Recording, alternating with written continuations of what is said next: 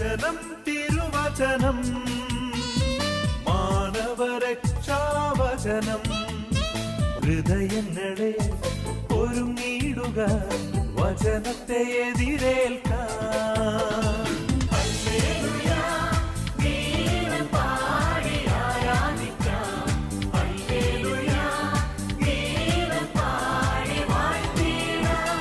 യേശുവിലെ സ്നേഹം നിറഞ്ഞ മാതാപിതാക്കന്മാരെ, യുവതിവാക്കളെ, ആത്മാവിന് വേണ്ടി എല്ലാ ദിവസവും നമ്മൾ പ്രാർത്ഥിക്കണം. രാവിലെയും വൈകിട്ടും ഉച്ചയ്ക്കും, ഇല്ലെങ്കിൽ മെയിനായിട്ട് രാവിലെയും വൈകിട്ടും പരിശുദ്ധാത്മാവ് നിറയാൻ വേണ്ടി ആഗ്രഹിച്ച് നമ്മൾ പ്രാർത്ഥിക്കണം. പരിശുദ്ധാത്മാവിന് സന്തോഷത്തിലും ആനന്ദത്തിലും നിറയും. അങ്ങനെ ഒരു പ്രാർത്ഥന നിങ്ങൾ നടത്തുന്നുണ്ട് എനിക്ക് തോന്നുന്നില്ല. ഉണ്ടോ? ഇല്ലല്ലോ. ഉള്ളവരുണ്ടെങ്കിൽ നമുക്കറിയാം. സോളമൻ പ്രാർത്ഥിക്കുന്നുണ്ട്, രാജാക്കന്മാർ കർത്താവേ അങ്ങയുടെ ജനത്തെ നയിക്കാൻ ജ്ഞാനവും വിവേകവും നൽകണമേ. ജ്ഞാനവും അത് പരിശുദ്ധാത്മാവിൻ്റെ കൃപയാണ്, പരിശുദ്ധാത്മാവിൻ്റെ വരദാനങ്ങളാണ്. കർത്താവേ എൻ്റെ മക്കളെ നയിക്കാനുള്ള ഒരു ജ്ഞാനവും വിവേകവും നൽകണമെന്ന് ആര് പ്രാർത്ഥിക്കണം? മാതാപിതാക്കന്മാർ പ്രാർത്ഥിക്കണം. അങ്ങനെ മാതാപിതാക്കന്മാർ പ്രാർത്ഥിക്കുന്നതുകൊണ്ട് മക്കളെന്ത് ചെയ്യണം? കർത്താവേ എയുടെ ജ്ഞാനവും കൃപയും അഭിഷേകവും കൊണ്ട് എന്നെ നിറയ്ക്കണം. എല്ലാവരും രാവിലെയും വൈകിട്ട് പ്രാർത്ഥിക്കാൻ തുടങ്ങുക. സഭയിൽ വലിയൊരു പന്തക്കുസ്തായുടെ ഒരു തീനാളം ഉയരും, അല്ലെങ്കിൽ തീ കത്തിപ്പടരും. അല്ലേലിയാം. നമ്മുടെ ചെറുപ്പം മുതലേ പരിശുദ്ധാത്മാവിനെ കുറിച്ച് പഠിച്ചിട്ടുണ്ട്, സ്ഥൈലനിയമത്തെ കുറിച്ച് പഠിച്ചിട്ടുണ്ട്, മാമോദീസയെ കുറിച്ച് പഠിച്ചിട്ടുണ്ട്. പക്ഷെ പരിശുദ്ധാത്മാവിനോട് പ്രാർത്ഥിക്കുന്നതിനെ കുറിച്ച് പഠിച്ചാലും നമ്മൾ പ്രാർത്ഥിക്കാറില്ല. കാരണം അതൊരു വലിയൊരു വ്യക്തിയാണെന്നോ അല്ലെങ്കിൽ വലിയൊരു സംഭവമാണെന്നോ നമുക്ക് തിരിച്ചറിയാൻ പറ്റുന്നില്ല. യെശയ്യാ പ്രവാചകന്റെ പുസ്തകത്തിൽ 28-ാമത്തെ അധ്യായത്തിൽ 5 മുതൽ സമറിയാക്കാർക്ക് ഒരു താക്കീത്. സമറിയ എന്ന് പറഞ്ഞാൽ ദൈവത്തിൽ വിശ്വസിക്കാത്ത ഒരു ജനതയാണ് സമറിയ. ഹല്ലേലൂയ. ഫിലിസ്ത്യരെ തോൽപ്പിക്കാൻ വേണ്ടി കർത്താവ് ആര് തെരഞ്ഞെടുത്തത്? ഫിലിസ്ത്യരെ തോൽപ്പിക്കാൻ വേണ്ടി കർത്താവ് തെരഞ്ഞെടുത്ത വ്യക്തിയുടെ പേര് സാംസൺ. എന്നിട്ട് എങ്ങനെയാണ് സാംസൺ മരിക്കുന്നത്? ആര്? ഫിലിസ്ത്യരാല മരിക്കപ്പെടും. ഈ സാംസന്റെ ശക്തി ചോർത്തി അതിലൂടെ അവരുടെ ജനതയെ അവൾ രക്ഷിക്കുകയാണ് ചെയ്യുന്നത്. അപ്പോൾ നമുക്കെല്ലാവരും കൃപയുണ്ട്, അഭിഷേകമുണ്ട്. ഇത് പറയുന്നതിൻ്റെ കാരണം ഇത് നമ്മൾ തിരിച്ചറിയണം.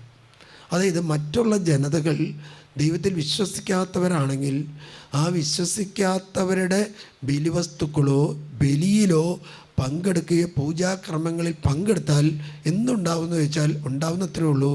ഈ ദലീല ഈ സാംസനെ മടിയിൽ കിടത്തി ചോർത്തിയെടുത്ത ആ രഹസ്യങ്ങൾ മൂലം ദലീലായുടെ കുടുംബാംഗങ്ങൾ അല്ലെങ്കിൽ വർഗം ആരെ തോൽപ്പിച്ചു? ഇസ്രായേൽ ജനത്തെ അവൾ തോൽപ്പിച്ചു. അല്ലെങ്കിൽ സാംസനെ ഇസ്രായേൽ ജനത്തെ ജയിപ്പിക്കാൻ വേണ്ടിയാണ് ദൈവം സാംസനെ തിരഞ്ഞെടുത്തത്. അപ്പോൾ ദൈവം ചില കാലഘട്ടങ്ങളിൽ സഭയിൽ പല വ്യക്തികളെയും തിരഞ്ഞെടുക്കുന്നത് എന്തിനുമാണ് വേണ്ടിയാണെന്ന് വെച്ചാൽ, എന്തിനു വേണ്ടിയാ? സഭയെ നയിക്കാൻ, സഭയെ പരിപാലിക്കാൻ, സഭയെ രക്ഷിക്കാൻ, സഭയ്ക്ക് വിശുദ്ധി പ്രദാനം ചെയ്യും. നമുക്കറിയാം, ഒരു മദർ തെരേസ മൂലം ലോകം മുഴുവനും കത്തോലിക്ക തിരുസഭയെ അറിഞ്ഞു. അല്ലെങ്കിൽ ജോൺ പോൾ 2-ാമൻ മാർപ്പാപ്പ മൂലം ലോകം മുഴുവനും തിരിച്ചറിഞ്ഞു. അല്ലേലിയാം. കാറൽ അക്വിറ്റാസ് വഴി യുവതിവാക്കളുടെ ഒരു വിശുദ്ധനെ ലോകം മുഴുവനും തിരിച്ചറിയാം. അപ്പോൾ ചില വ്യക്തികളെ കർത്താവ് തിരഞ്ഞെടുക്കുന്നതിന് കാരണം എന്താണെന്ന് വെച്ചാൽ നമ്മളെ മറ്റ് അന്ധവിശ്വാസങ്ങളിൽ നിന്നും അനാചാരങ്ങളിൽ നിന്നും രക്ഷിക്കാൻ വേണ്ടിയാണ് കർത്താവ് നമ്മെ തിരഞ്ഞെടുക്കുന്നത്. അവിടെ വ്യക്തമായിട്ട് പറയുന്നുണ്ട് അല്ലേ? 28:5 പറയാണ്, അന്ന് സൈന്യങ്ങളുടെ കർത്താവ് മഹത്വത്തിന്റെ മകുടമായിരിക്കും എന്ന് പറഞ്ഞാൽ ആ ഫിലിസ്ത്യർക്ക് കൊടുക്കുന്ന സമരിയക്കാർക്ക് കൊടുക്കുന്ന താക്കീതാണ്. അന്ന് കർത്താവ് മഹത്വത്തിൻ്റെ മകുടമായിരിക്കും, ടോപ്പിലായിരിക്കും. തൻ്റെ ജനത്തെ അവശേഷിക്കുന്നവർക്ക് അവിടുന്ന് സൗന്ദര്യത്തിന്റെ കിരീടം എന്ന് പറഞ്ഞാൽ മനോഹരമായ ഒരു കിരീടം നമ്മെ ദൈവം ധരിപ്പിക്കും, അണിയിക്കും. നമ്മളൊരു കിരീടം വയ്ക്കാറുണ്ട്. അതെന്താണെന്ന് വെച്ചാൽ ഒരു പുഷ്പകിരീട എന്നായിരിക്കും. മരിക്കുന്ന സമയത്ത് നല്ല റോസാ പുഷ്പം ഉള്ളതാണ്. എത്ര തെറ്റ് ചെയ്താലും, എത്ര ഗുണം ചെയ്താലും, മീഡിയം ചെയ്താലും, ഏത് ചെയ്താലും നല്ല റോസാപ്പൂവായിരിക്കും തലയിൽ തലയിൽ വെച്ച് അല്ലെങ്കിൽ നല്ല പെട്ടിയായിരിക്കും, ഈട്ടിയുടെ പോലത്തെ പെട്ടിയിലായിരിക്കും അടക്കുന്നത്. അല്ലെങ്കിൽ ഇത്രയും നാളും കിടന്നത് എവിടെയാണെന്ന് പറഞ്ഞാൽ റോട്ടിലായിരിക്കും, ഇത്രയും നാൾ കിടന്നത് എവിടെയെന്ന് ഷാപ്പിലായിരിക്കും, ഇത്രയും നാൾ കിടന്നത് ഓടയിലായിരിക്കും. പക്ഷെ മക്കളുടെ വലിയൊരു ആഗ്രഹമാണ് എന്ത് ചെയ്യണമെന്ന് വെച്ചാൽ ഈ അപ്പനെ അടക്കുമ്പോൾ അമ്മയെ അടക്കുമ്പോൾ വലിയ ഒരു ഈട്ടിയുടെ പെട്ടിയിൽ അടക്കണം എന്നുള്ളൊരു വലിയ ആഗ്രഹമാണ്. ഞാനൊരു സ്ഥലത്ത് പറഞ്ഞു കേട്ടതാണ്, കുറേ നാൾ ജയിലിലൊക്കെയും പോയി പ്രശ്നമൊക്കെയും പിടിച്ച് നാട്ടിലെ വലിയ പ്രശ്നക്കാരനായിട്ട് ജീവിച്ചൊരു അപ്പം മരിച്ചു. അപ്പം മരിച്ചു കഴിഞ്ഞപ്പോൾ പിള്ളേർക്ക് വലിയൊരു ആഗ്രഹം എന്താണെന്ന് വെച്ചാൽ ഈ സ്വാതന്ത്ര്യ സമര സേനാനിയിലൊക്കെ ആയതുകൊണ്ട് ഒരു റോഡിന് പേരിടുക, റോഡിന് പേരിടുക. അല്ലെങ്കിൽ മന്ത്രിമാരൊക്കെയും കല്ലുകൾ വെഞ്ചിരിച്ച് പോകാറില്ല, കല്ലുകൾ സ്ഥാപിച്ച് പോകാറില്ല. അവരുടെ വലിയൊരു ആഗ്രഹമാണ് ഞങ്ങൾ ജീവിച്ചിരുന്നു എന്ന് ലോകം മുഴുവനും അറിയണം. അല്ലെ ഷാപ്പിൽ കിടക്കുന്നവനും റോട്ടിൽ കിടക്കുന്നവനും ഓടയിൽ കിടക്കുന്നവനും പാടത്ത് കിടക്കുന്നതിനും പറമ്പിൽ കിടന്ന് ഈ മദ്യടിച്ച് എല്ലാവർക്കും ഒരു വലിയ ഒരു പെട്ടി വരും. ആ പെട്ടിയെക്കുറിച്ചോ ആ കിരീടത്തെക്കുറിച്ചല്ല പറയുന്നത്. ഇത് മഹത്വത്തിൻ്റെ കിരീടം. ക്രിസ്തുവിൻ്റെ രണ്ടാമത്തെ വരവിൻ്റെ സമയത്ത് നമ്മളെല്ലാം മനോഹരമായി കിരീടാനും ഈ സഭ ഇവിടെ കിരീടാനും നമുക്ക് ധരിപ്പിക്കുമ്പോൾ നമ്മൾ നന്മ ചെയ്തവരാണെങ്കിൽ സ്വർഗത്തിൽ നമുക്ക് മനോഹരമായ ഒരു കിരീടം നമുക്ക് കർത്താവ് നൽകും. ഇവിടെ വീണ്ടും പറയാണ് മഹത്വത്തിൻ്റെ സൗന്ദര്യത്തിൻ്റെ കിരീടം അണിയിക്കും. മൂന്നാമത് പറയുന്ന പ്രകാരമാണ് അവിടുന്ന് ന്യായാധിപന് നീതിയുടെ ആത്മാവ് നഗര കവാടത്തിൽ നിന്ന്. അല്ലോ, ഇനിയാണ് ശ്രദ്ധിക്കേണ്ടത് എന്താണ് കർത്താവ് കൊടുക്കുന്നതെന്ന് വെച്ചാൽ ഇനി ന്യായാധിപന് നീതിയുടെ ആത്മാവ്. നീതിയുടെ ആത്മാവ്, അങ്ങനെ ഒരു ആത്മാവുണ്ടോ? നീതിയുടെ ആത്മാവുണ്ടോ? നീതി പ്രവർത്തിക്കാൻ വേണ്ടി കൊടുക്കുന്ന ഒരു ആത്മാവുണ്ട്. നീതി അല്ലെങ്കിൽ നീതി പ്രവർത്തിക്കാൻ പറ്റില്ല. അല്ലെങ്കിൽ നമ്മുടെ സാഹചര്യം അനുസരിച്ച് നീതി പ്രവർത്തിക്കുന്നവരുണ്ട് അല്ലേ? മറ്റുള്ളവർക്ക് എന്തെങ്കിലും എനിക്ക് ഗുണം കിട്ടുന്നതാണെങ്കിൽ ഞാൻ നീതി ചെയ്തിട്ടില്ലെങ്കിലും നീതി സ്ഥാപിക്കുന്നവരുണ്ട് അല്ലേ? ഉണ്ടല്ലോ. ഇവിടുത്തെ അങ്ങനെയല്ല. നമുക്ക് നഷ്ടപ്പെട്ടാലും നമുക്ക് നേടിയാലും നീതി പ്രവർത്തിക്കണം എന്നുള്ള ചിന്തയുള്ള ഒരു ആത്മാവുണ്ട്. ആ ആത്മാവിനെ കർത്താവ് നീതിമാന്മാർക്ക് കൊടുക്കും. ഇല്ലെങ്കിൽ എന്തുണ്ടാവുമെന്ന് വെച്ചാൽ നീതിമാന്മാർ അല്ലെങ്കിൽ ന്യായാധിപന്മാർ ഈ ആത്മാവിനെ നിറയാതെ ഈ ന്യായാധിപ സംഘത്തിൻ്റെ മുകളിൽ കയറിയെന്നാൽ എന്തുണ്ടാവുമെന്ന് വെച്ചാൽ അവരൊരിക്കലും നീതി പ്രവർത്തിക്കില്ല, അവരുടെ ഇഷ്ടത്തിനനുസരിച്ച് പ്രവർത്തിക്കും. നമ്മൾ നീതിമാന്മാർക്ക് അല്ലെങ്കിൽ ന്യായാധിപന്മാർക്ക് വേണ്ടി പ്രാർത്ഥിക്കണം. അങ്ങനെ അല്ലാതെയും ശിക്ഷിക്കപ്പെടുന്ന സംഭവങ്ങളും മേൽക്കോടതിയിൽ പോകുമ്പോഴും സുപ്രീം കോടതിയിൽ പോകുമ്പോഴും അതിൽ നിന്ന് മോചനം കിട്ടുന്ന സംഭവങ്ങളും നമുക്ക് തിരിച്ചറിയാൻ സാധിക്കുന്നുണ്ട്. ദൈവമില്ലാത്ത, ദൈവത്തിൽ വിശ്വസിക്കാത്ത അല്ലെങ്കിൽ ബ്ലാക്ക് മാസിൽപ്പെട്ട ഒരാൾ അങ്ങനെയുൾപ്പെട്ട നീതിമാന്മാരായിട്ടോ ന്യായാധിപനായ നീതിമാനായിട്ട് വന്നാൽ അവരൊരിക്കലും ന്യായം വിധിക്കില്ല. കാരണം എന്താ? ദൈവം ഉണ്ടെങ്കിലാണ് നീതി പ്രവർത്തിക്കൂ. ദൈവം ഉണ്ടെങ്കിലാണ് എന്തുണ്ടാവുള്ളൂ? ആത്മാവ് അല്ലേ? നീതിയുടെ ആത്മാവ് ന്യായാധിപന് കൊടുക്കുമ്പോൾ ആ സ്വീകരിക്കുന്ന ഒരു വ്യക്തിക്ക് എന്തുണ്ടാവണം? ദൈവത്തിൽ വിശ്വാസം ഉണ്ടാവണം. അല്ലെങ്കിൽ ദൈവത്തിൽ വിശ്വാസം ഇല്ലാത്ത ഒരാൾക്ക് പരിശുദ്ധാത്മാവിൻ്റെ സ്ഥാനം കൊടുക്കുമോ? ഇല്ലല്ലോ. പരിശുദ്ധാത്മാവ് എന്താണെന്ന് തിരിച്ചറിഞ്ഞാലാണ് പരിശുദ്ധാത്മാവിനെ ലഭിക്കുക. രണ്ടാമത് പറയുന്ന പ്രിയാണ്, അതായത് ശത്രുക്കളിൽ നിന്നും മോചിപ്പിക്കുന്ന, ശത്രുവിനെ തുരത്തുന്നവർക്ക് ശക്തിയുമായിരിക്കും. ശത്രുവിനെ നഗരകവാടത്തിൽ നിന്ന് ശത്രുവിനെ തുരത്തുന്നവർക്ക്, നമ്മുടെ ദേശത്ത് നിന്ന് ശത്രുവിനെ തുരത്തുന്നവർക്ക് ശക്തിയുമായിരിക്കും. അതായത് ശക്തിയുടെ ആത്മാവിനെ ദൈവം അവർക്ക് പ്രദാനം ചെയ്യും. അപ്പൊ എന്താണ് ഇവിടെ? ഒന്ന്, മഹത്വമായിരിക്കും ദൈവം അവർക്ക്. ആർക്ക്? ആ ജനതയ്ക്ക് മഹത്വം. രണ്ട്, ആ മഹത്വത്തിൻ്റെ ദൈവം അവരെ ചെയ്യുന്നൊരു കാര്യമാണ് അവരുടെ ശിരസിൽ സൗന്ദര്യത്തിൻ്റെ കിരീടം. സൗന്ദര്യത്തിൻ്റെ കിരീടത്തെക്കാളും കൂടുതൽ നല്ല സ്വർണം കൊണ്ട് മേഞ്ഞ കിരീടങ്ങൾ അവരുടെ തലയിൽ വയ്ക്കും. മൂന്നാമത്തെ കാര്യം എന്താണെന്ന് വെച്ചാൽ ആ നീതി ആ രാജ്യത്ത് ഉണ്ടാകാൻ വേണ്ടി ആ രാജ്യത്തിലെ ന്യായാധിപന്മാർക്ക് നീതിയുടെ ആത്മാവിനെ ദൈവം പ്രദാനം ചെയ്യും. ഇല്ലെങ്കിൽ ആ ദേശത്ത് നീതി ഉണ്ടാകില്ല. അല്ലിരിക്കും, നീതി ഉണ്ടാവില്ല. ഇപ്പം ചില സമുദായത്തിൽ നമുക്കറിയാം, ചില സമുദായം തെറ്റ് ചെയ്താൽ ഒരു പ്രശ്നമില്ല, ഒരു പ്രശ്നം ഇല്ല. അല്ലിരിക്കാം. ചില വ്യക്തികൾ എവിടെ എന്ത് റോട്ടിൽ പണിതാലും അല്ലെങ്കിൽ എവിടെ എന്ത് ചെയ്താലും ഒരു പ്രശ്നമില്ല. കത്തോലിക്ക തിരുസഭയുടെ ഒരു കുരിശ് റോട്ടിൽ കൊണ്ടുവന്ന് വെച്ചാൽ പ്രശ്നം അല്ല, പ്രശ്നമാണ്, വെക്കാൻ പാടില്ല. നമുക്ക് വെക്കാൻ പാടില്ലെങ്കിൽ ആർക്കും വെക്കാൻ പാടില്ല, ആർക്കും വെക്കാൻ പാടില്ല. അല്ലിരിക്കാം. അപ്പം നീതിയുടെ പ്രവർത്തനമാണോ നടക്കുന്നത്? അല്ലല്ലോ. അതാണ് പറഞ്ഞത്. അപ്പം അങ്ങനെയുള്ള പ്രവർത്തനം ഈ ലോകത്തിൽ ഉണ്ടായില്ലെങ്കിൽ, ഇത് നീതിയുടെ പ്രവർത്തനം ഉണ്ടായില്ലെങ്കിൽ അതാണ് അധാർമികയുടെ ന്യായാധിപന്മാർ ഭരണത്തിൽ വരും. അല്ലിരിക്കാം. ഇപ്പം നമുക്കറിയാം, നമ്മുടെ പാകിസ്ഥാൻ അല്ലെങ്കിൽ അഫ്ഗാനിസ്ഥാനൊക്കെ അവിടെ എന്താ ഹാഗിയ സോഫിയ പള്ളി എന്ത് ചെയ്തു? അവർ മ്യൂസിയമായിട്ട് മാറ്റി. അല്ലെങ്കിൽ അവരുടെ പള്ളികൾ ബാറുകൾ മാറ്റുവാണ്. ഒരാളും ഒരു ദൈവവിശ്വാസമുള്ള ഒരാളും ഒരു ദൈവത്തിന് വേണ്ടി അർപ്പിച്ച ഒരു സാധനം അത് കൈ തൊടില്ല. അല്ലല്ലേ? കാരണം എന്താ? പ്രത്യേകിച്ച് ഹിന്ദുസൊക്കെ പള്ളിയിൽ വരുമ്പോൾ നോക്കിക്കോ, അവർ ചെരുപ്പൊക്കെ അകലെ അഴിച്ചു വെച്ചിട്ട് അവർ വരും. കാരണം എന്താ? അത് സ്ത്രീ കോവിലാണ്, ദൈവത്തിൻ്റെ വാസസ്ഥലമാണ്, ദൈവം ഇരിക്കുന്ന സ്ഥലമാണ്. അപ്പം എല്ലാ രാജ്യത്തും ഒരേപോലെ നീതി നടക്കുന്നില്ല എന്ന് എനിക്കും നിങ്ങൾക്കും അറിയാവുന്ന കാര്യമാണ്. അതുകൊണ്ട് നമ്മൾ പ്രാർത്ഥിക്കേണ്ട, കർത്താവേ, ന്യായാധിപന്മാർക്ക് നീതിയുടെ ആത്മാവിനെ അങ്ങ് പ്രദാനം ചെയ്യണം.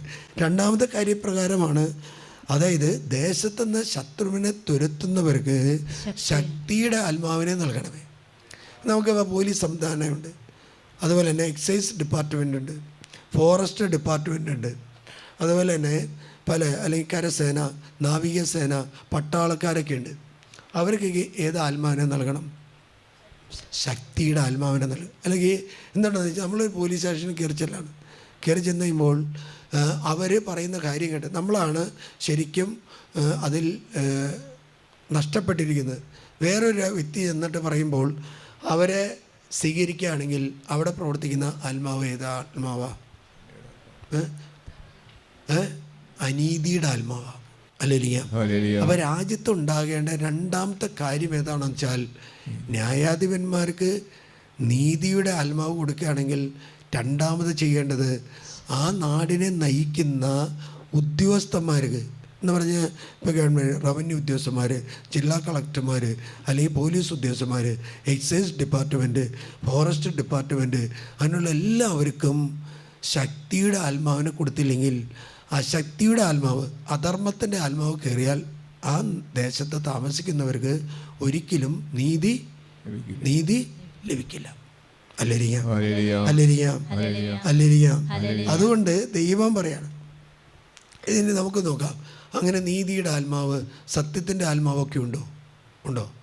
സങ്കീർത്തന പുസ്തകം 28-ാമത്തെ സങ്കീർത്തനം അവസാനത്തെ ഭാഗത്തിൽ ഇപ്രകാരം പറയുന്നുണ്ട്, കർത്താവേ, അവരുടെ ജനത്തെ അങ്ങ് സംരക്ഷിക്കണമേ, അങ്ങയുടെ അവകാശത്തെ അനുഗ്രഹിക്കണമേ, അങ്ങയുടെ അവകാശത്തെ അങ്ങ് അനുഗ്രഹിക്കണമേ, അവരുടെ ഇടയനായിരിക്കുകയും എന്നും അവരെ സംവഹിക്കുകയും ചെയ്യണമേ. അവരുടെ ഇടയനായിരിക്കുകയും എന്നും അവരെ സംവഹിക്കുകയും ചെയ്യണമേ. അതെന്താ? അവരുടെ ഇടയനായിരിക്കണമേ, അവരുടെ സംരക്ഷകനായിരിക്കണമേ, അവരെ സംവഹിക്കണമേ. അതാണ് ആത്മാവിൻ്റെ പ്രവർത്തനം. അല്ലേരിയാം. നമുക്കറിയാം, ദാനിയേൽ പ്രവാചകൻ ബാബിലോണിൽ ജയിലറയിൽ കിടക്കുമ്പോൾ എന്തുണ്ടെന്ന് വെച്ചാൽ, ഹബൂബൂക്ക് പ്രവാചകൻ വയലിൽ കൃഷി ചെയ്യുന്നവർക്ക് വേണ്ടി ഉണ്ടാക്കിക്കൊണ്ട് പോകുന്ന അപ്പവും കോഴി പൊരിച്ചതും ആർക്ക് കിട്ടി? പരിശുദ്ധാത്മാവ് ഈ ഹബൂബൂക്കിനെ സംവഹിച്ചു. എങ്ങോട്ട്? ബാബിലോണിലെ ജയിലിൽ കിടക്കുന്ന, തടവറയിൽ കിടക്കുന്ന ദാനിയേലിൻ്റെ അടുത്ത് ചെന്നിട്ട് പറഞ്ഞു, ദാനിയേലേ, നീ ഇത് കഴിക്കുക, ദൈവം നിനക്ക് തന്നെ. അവിടെ ദാനിയേൽ പറയുന്ന കാര്യമുണ്ട്, കർത്താവെ, അങ്ങേൽ വിശ്വസിക്കുന്നവരെ അങ്ങ് ഓർമ്മിച്ചല്ലോ. അല്ലേലിയ. പരിശുദ്ധാത്മാവ് ഒരിക്കലും നമ്മളെ മറക്കുന്നവരല്ല. അവിടെ ദാനിയേൽ പറയുന്നൊരു കാര്യമുണ്ട്, അങ്ങിൽ വിശ്വസിക്കുന്നവരെ. അതിന് ഏറ്റവും വലിയ ആവശ്യം എന്താ? വിശ്വാസം നമുക്ക് ഇവിടെ അത് അവർ ചെയ്യും. വിശ്വാസം നമുക്ക് ആവശ്യമാണ്.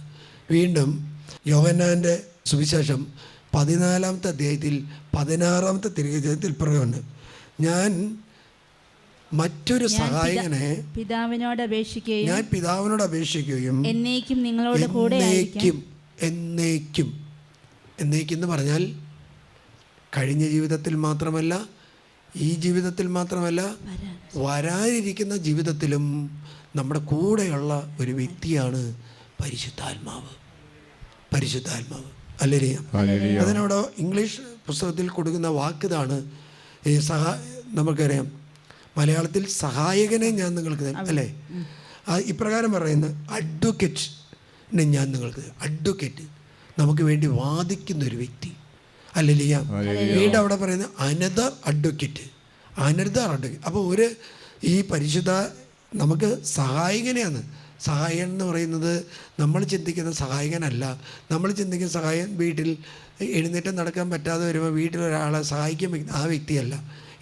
അതിൻ്റെ അപ്പുറമാണ്. അത് കിടക്കുന്ന ഒരു വ്യക്തിയെ എഴുന്നേൽപ്പിച്ച് നടത്താനുള്ള കൃപ ഈ വ്യക്തിക്കുണ്ട്. മറ്റേ വ്യക്തി എന്താ ചെയ്യുന്നത്? സഹായിക്കുകയുള്ളൂ, അല്ലേ? സഹായിക്കുകയുള്ളൂ. ഹല്ലേലൂയ. നമുക്കറിയാം, ചേച്ചി 24 വർഷമായിട്ട് മുട്ടുകുത്താത്ത ചേച്ചിയാണ്. ചേച്ചി തന്നെയല്ലേ? കഴിഞ്ഞ ദിവസം കിടന്ന് പ്രാർത്ഥിച്ചു. എന്തുണ്ടായി? നമുക്ക് ആ ചേച്ചിയെ സഹായിക്കാൻ പറ്റുന്ന ചേച്ചി മുട്ടുകുത്താൻ, ചേച്ചിക്ക് വേണ്ടി ഞങ്ങൾ മുട്ടുകുത്താം, അതല്ലേ പറയാൻ പറ്റുള്ളൂ. മുട്ടുകുത്താത്ത ഒരു വ്യക്തിയെ മുട്ടുകുത്തിക്കാൻ നമുക്ക് കഴിവുണ്ടോ? ഇല്ലല്ലോ. ഒരു ഡോക്ടറിന് കഴിവുണ്ടോ? ഇല്ല. നഴ്സിന് കഴിവുണ്ടോ? ഇല്ല. ഈ ലോകത്തിൽ ജനിച്ച ഒരാൾക്കും അതിന് കഴിവില്ല. മുട്ടുകുത്താത്ത ഒരാൾക്ക് മുട്ടുകുത്താനുള്ള കൃപ കൊടുക്കാനുള്ള കഴിവ് ആർക്കുള്ളതെന്ന് വെച്ചാൽ പരിശുദ്ധാത്മാവിന്. കുർബാന അർപ്പിച്ചുകൊണ്ടിരിക്കുമ്പോൾ ആ സഹോദരൻ്റെ മേൽ പരിശുദ്ധാത്മാവ് കടന്നു വന്നു. നല്ല തണുത്തതുപോലെ അങ്ങ് തോന്നി. അതായത് ചൂട്, ആ അമിതമായ ഉഷ്ണം, ആ ശരീരത്തിൻ്റെ വേദനകളെല്ലാം പരിശുദ്ധാത്മാവ് എടുത്ത് മാറ്റിയിട്ട് എന്ത് ചെയ്തു? കുർബാന കഴിഞ്ഞപ്പോഴേക്കും മുട്ടുകുത്താനുള്ള കൃപ നൽകി കർത്താവ് അനുഗ്രഹിച്ചു. നമുക്ക് ആ ചേച്ചിയെ സഹായിക്കാൻ പറ്റുന്ന മുട്ടുകുത്താൻ പോവുകയാണെങ്കിൽ കാലും കൈയൊന്ന് പിടിച്ചു കൊടുക്കാൻ പറ്റും, അല്ലേ? അതല്ലാതെ അപ്പുറത്ത് ചെയ്യാൻ പറ്റുമോ? ഇല്ല. പക്ഷേ ഈ വ്യക്തിക്ക് എന്താണെന്ന് വെച്ചാൽ ആ ചേച്ചിയുടെ ജീവിതത്തിലേക്ക് കടന്നു വന്ന് ആ ചേച്ചിയുടെ രോഗം എടുത്തു മാറ്റാനുള്ള വലിയൊരു കൃപ ഉണ്ട്. പരിശുദ്ധാത്മാവ് രോഗികളെ സുഖപ്പെടുത്തുന്ന വൈദ്യനാണ്. ഹല്ലേലൂയ.